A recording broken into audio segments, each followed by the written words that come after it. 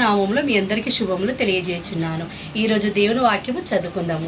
పరిశుద్ధ గ్రంథం నుండి ప్రకటన గ్రంథము 11వ అధ్యాయము 15 నుండి కొన్ని వచనాలు చదువుకుందాము. పరిశుద్ధ గ్రంథం నుండి ప్రకటన గ్రంథము 11వ అధ్యాయము 15 నుండి కొన్ని వచనాలు చదువుకుందాము.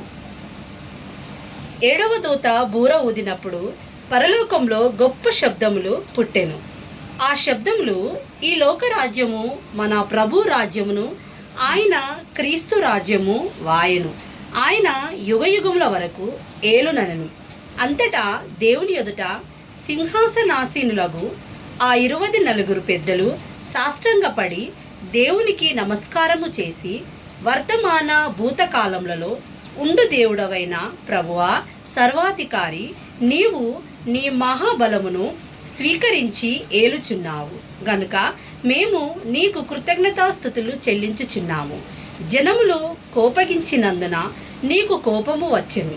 మృతులు తీర్పు పొందుటకును, నీ దాసులకు ప్రవక్తలకును పరిశుద్ధులకును, నీ నామమునకు భయపడు వారికి తగిన ఫలమిచ్చుటకును, గొప్పవారేమి కొద్దివారేమి, భూమిని నశింపజేయు వారిని నశింపజేయుటకును